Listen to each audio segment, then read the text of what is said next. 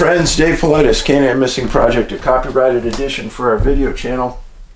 And Huck is in the room right now, and she is going to make sure this production is of the highest quality. She's being a really good girl. Yeah, you're a good girl. Yeah, you're a good girl. Okay, so we're going to get going here. And I appreciate you hanging in there. And the biggest thing I want people to kind of pay attention on in the near future is many of you, thousands of you, have been unsubscribed forcibly by YouTube. And then probably 50% of the unsubscribed number, people aren't getting notifications from YouTube that the video is even up. So check and ensure that you are subscribed. And the reason is that I'm keeping numbers on this, because I do think something's very wrong. Now, I already told you before that YouTube told me that they have a glitch or a problem in their system and they're working on it. They said this like 6 months ago. But not all channels, just a few. Now, somebody knows that this is hiking season, and they very kindly, oh, Huck's checking them out. They sent me 4 pair of very colorful and very nice hiking socks made of 100% merino wool. So thank you so much for the kind gift. We will definitely be using those. That in conjunction to somebody who sent me the UFO abduction socks. I don't know, maybe that's so people can find me. The UFOs can find me easier. I don't know. In the news lately, bear attacks are still happening.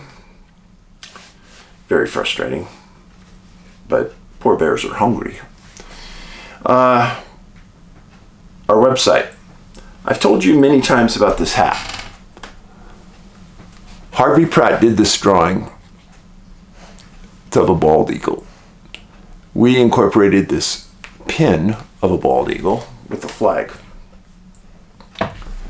And then on the side is the US flag, Ben's initials, and our website is on the back. Now, if you tell me, oh, the flag's on backwards, you would be incorrect. We did a ton of research, and the flag is supposed to be pointed that way on hats. Just so you know, we did it right. You can still get the hat in our Washington book and all of our books on Bigfoot, Missing 411, NA, like North America, NABigfootsearch.com. And in these times, very much appreciated. Still have not gotten a check for any of our movies because we're in this time window where we have to wait so many months to get a check from the distributorship. All 3 of our movies are on Amazon right now. Many of them are on Tubi, Vimeo. You can watch them. Please go and watch them. It will give you an overview of this topic like you've never had before. Missing 411, the UFO connection. It went to #1 in the world. All of my movies have gone to #1 in the world at a time when they came out, and I really wish you would go there and watch. Amazon.com, watch the movies. So here we go. I've asked you to send me cases that match our profile. And giddy up, somebody did. A young lady sent me this case and said, Dave, would you look at it? See if it matches your profile. Not a problem. Glad to do it. We did it, and what does that hat say on there? Liberty. Anybody know where Ben played college hockey? Miami University. I'm going to tell you this story, and the coincidences involved Pretty stunning in my world. And as our researchers were going through it, we stopped a couple times and all looked at each other. Here we go. Thomas Howe. People called him Tommy. 24 years old, went missing January 22nd, 2022. And he went missing in Libertyville, Illinois. He had a tight family. He had a brother named John and a sister named Katie. And the family lived in Antioch, Illinois, north of Chicago, kind of on the west side of the Great Lakes there. He was born in 1997 in Libertyville. I did a super deep dive on Tommy. This research took us a while. But let me tell you, not one person in all of the research we did said one bad thing about this guy. He was one of the nicest people you would have ever met. That comment came up multiple times. Well, so Tommy attended St. Patrick's School, a Catholic school, and he won a Christian Leadership Award while at school. He went on and graduated from Antioch High School in 2016, cum laude. He was brilliant. I don't care what you think or what you know, but after I did this, I know he was. And here's the part where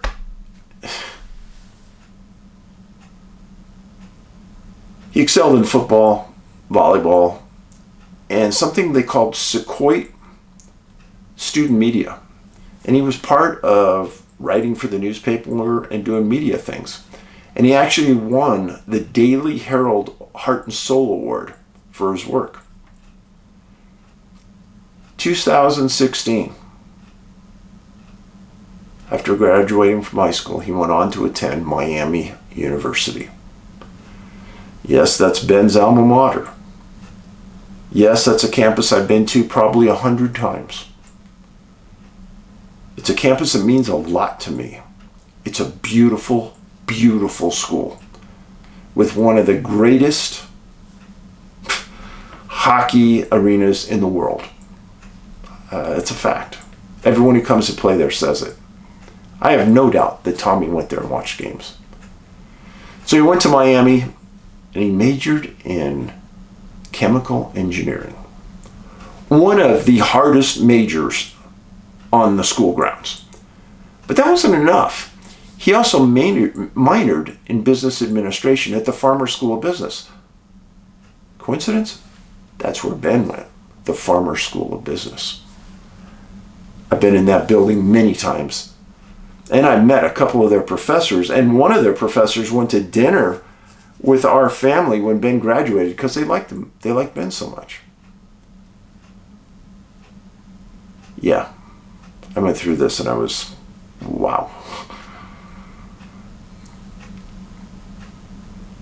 So, in 2020, he graduates from Miami, magna cum laude.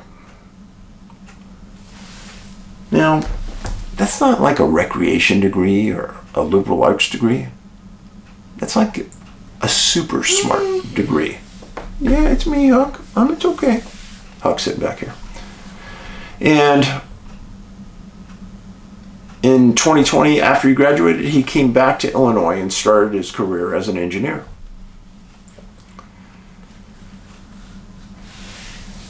And on January 22nd, 2022, he was living with his family in Antioch. It was a Saturday, and he had an appointment in Vernon Hills, northern Chicago area. He drove down there, did the appointment, turned around, got back in his car. And as he was coming home, he was going to meet his family for lunch. He texted his folks and he said, hey, I'm going to stop at a Target store because I'm going to a buddy's birthday party this weekend. I want to get something for him. That's the kind of guy he was. cared about people. So he stops in Target, comes out, gets back in the car, starts driving north towards Antioch. Well, that route takes him through Libertyville. So he's driving northbound on I-94 south of Libertyville when he totals his car. Airbags get deployed and cars pull to the side of the road.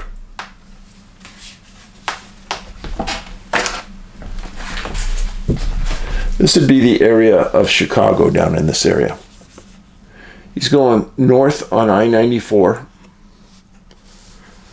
and he gets to an area, this is Libertyville right here, gets to this point and he gets in an auto crash right at the old school Forest Preserve area.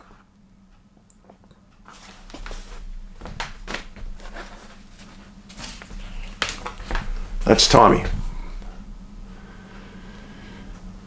Cars pull over to the side of the road. It's a bad accident. Police are called. They see Tommy getting out of his car, which was traveling northbound. Tommy gets out of the car and crosses the southbound traffic, and he heads directly into the old school Forest Preserve. This is a super thick forest that borders the roadway. Marshy, yucky, gross. And he goes in there. Now he's last seen wearing a gray-colored North Face coat and blue jeans. You know, it's January, it's in Illinois, it's cold. And nobody said they saw any blood on him when he got out of the car.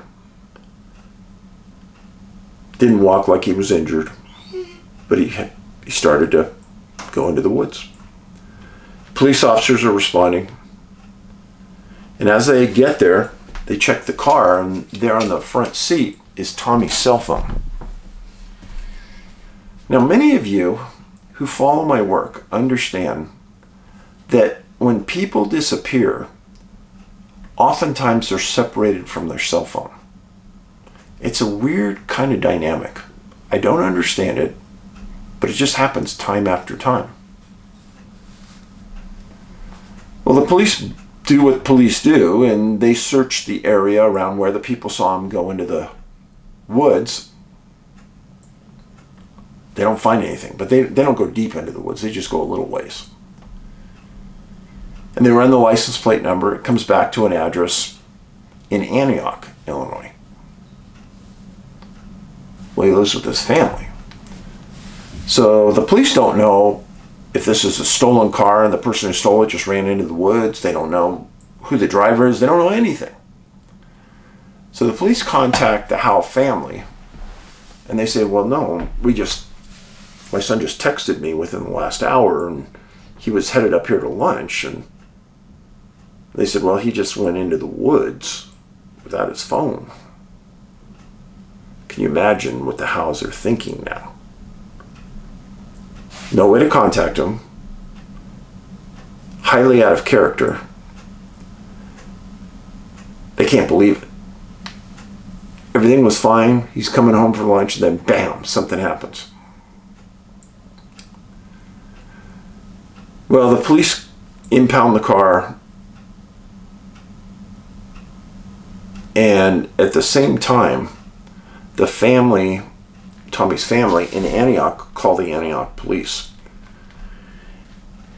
They come to the house and they take a missing persons report on Tommy. We are lucky this wasn't 30 years ago because they'd make you wait days to report this person as missing. But I got to hand it to Antioch police. They were on it and they took it seriously. And I could find nothing that they did wrong. They did everything right. But they take a report.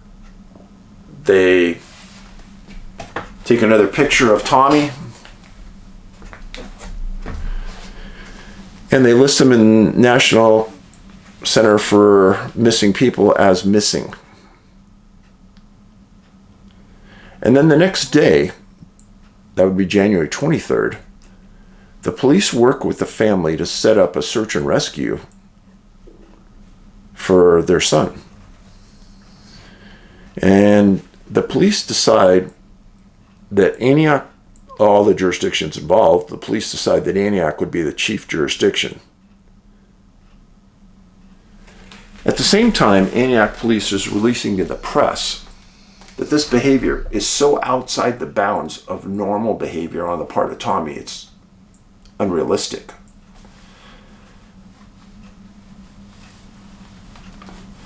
No drugs or alcohol are involved. Super intellectual.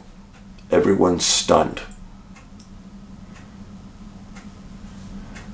Antioch police on the 23rd get a hold of Libertyville Fire and Police, along with the Wakanda Fire Department and the Lake County Metro Enforcement Team.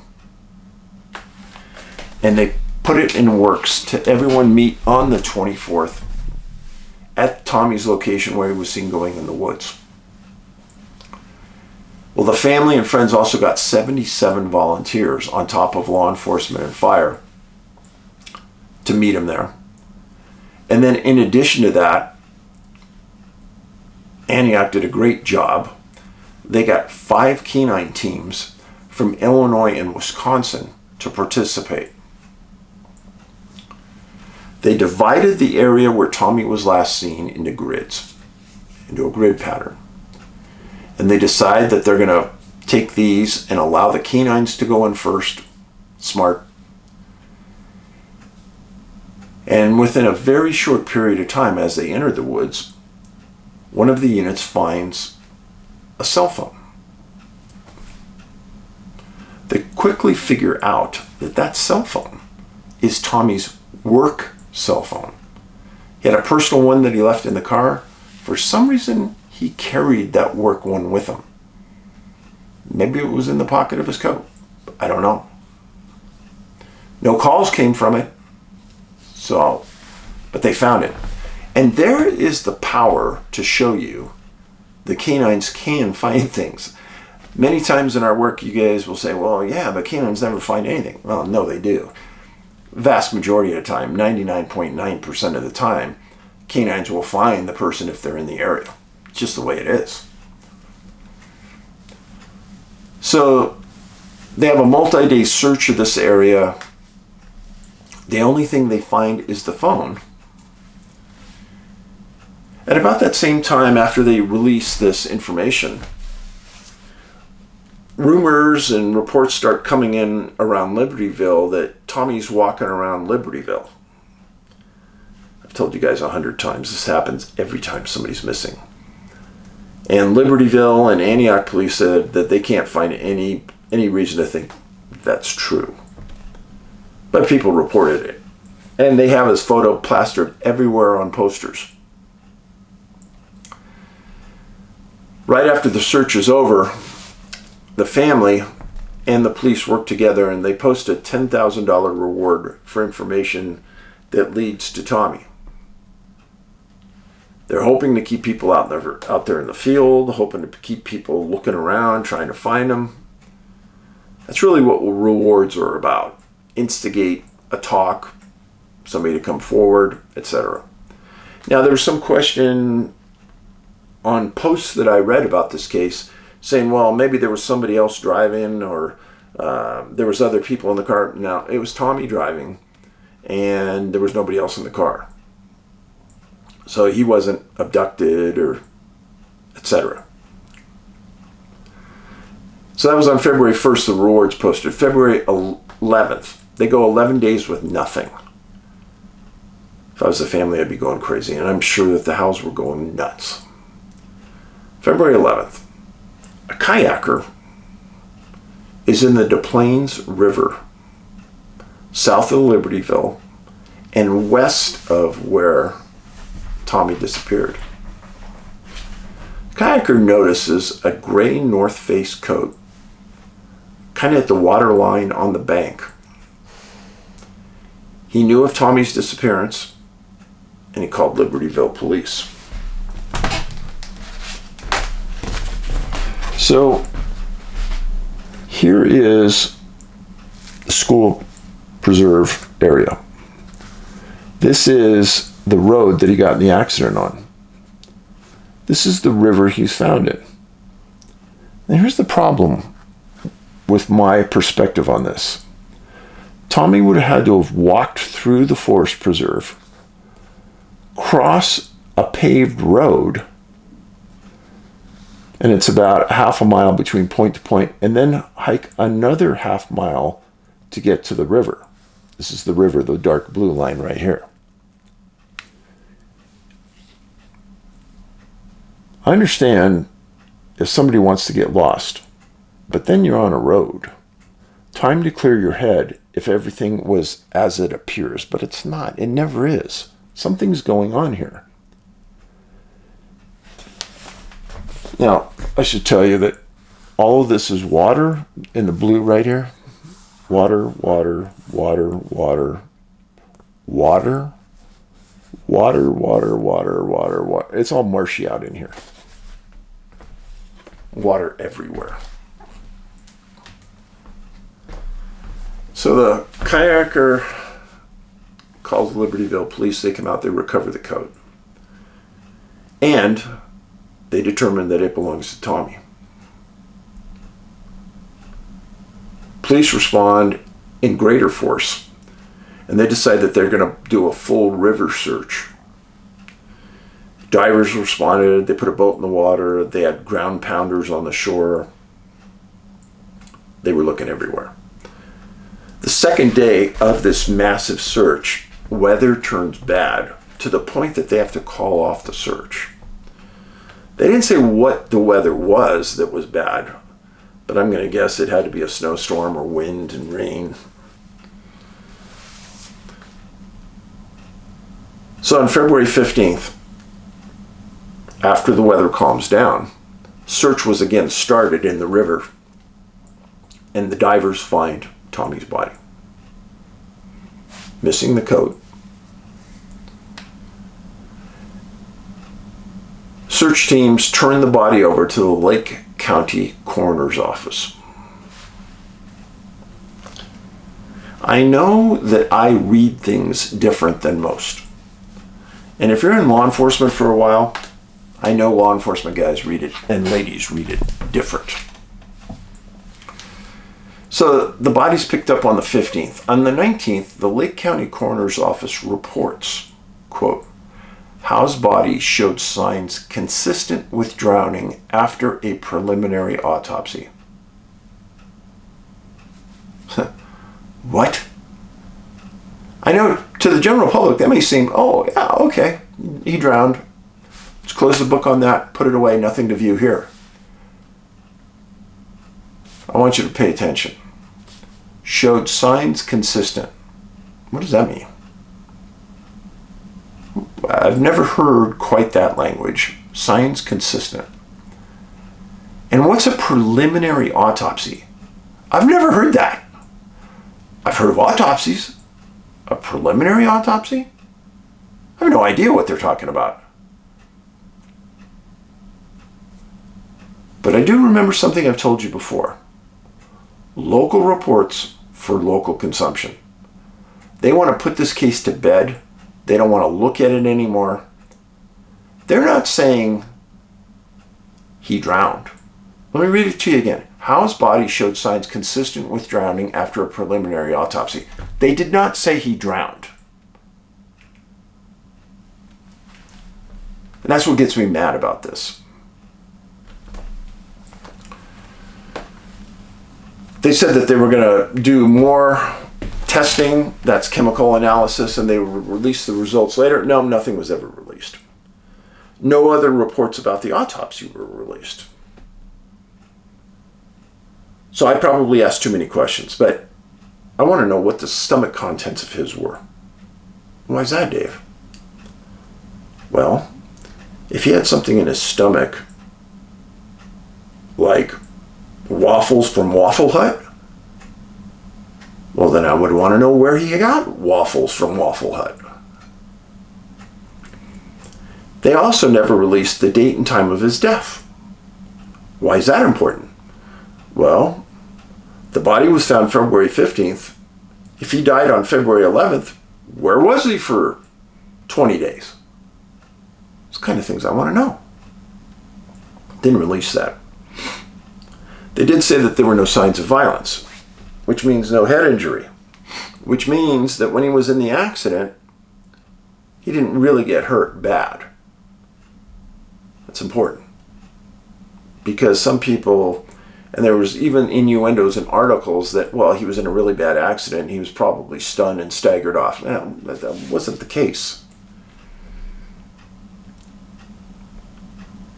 Now, why is Dave talking about this? Well, I've talked to you many times about missing 411, a sobering coincidence. This case fits it to a T.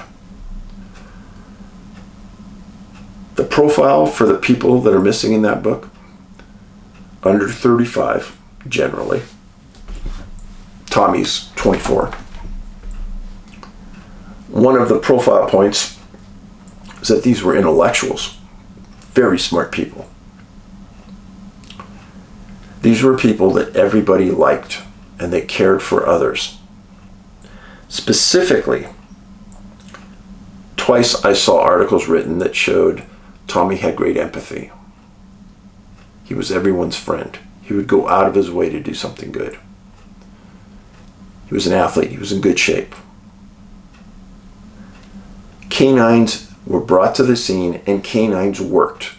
They found the phone, but they didn't find Tommy. There was no mention of anything being tracked to a river, so where was he? He was found in water. And then in these cases, I've said this before, the people separate themselves from the phone, or the phone is separated from the people. 2 phones this time were separated from him. His personal phone and his work phone. Why leave the car?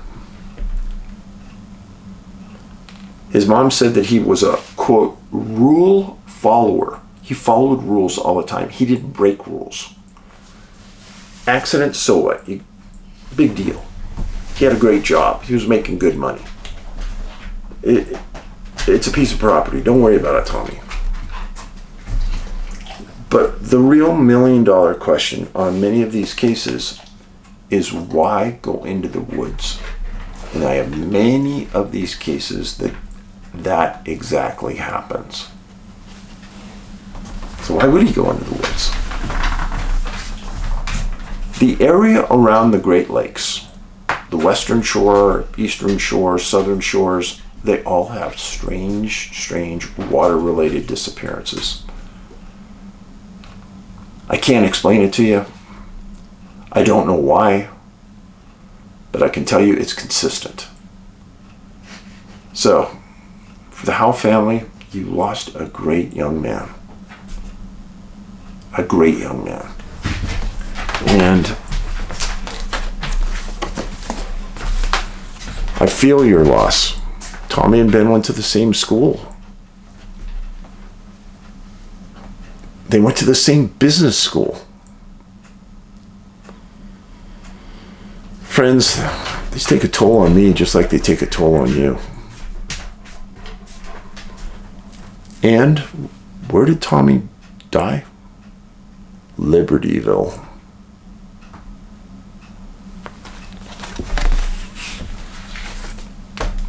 Remember, we need to be good people. We need to do things for others. We need to show empathy and kindness. Please do so. Oh, that was Huck saying goodbye. Have a great day. Paulides out.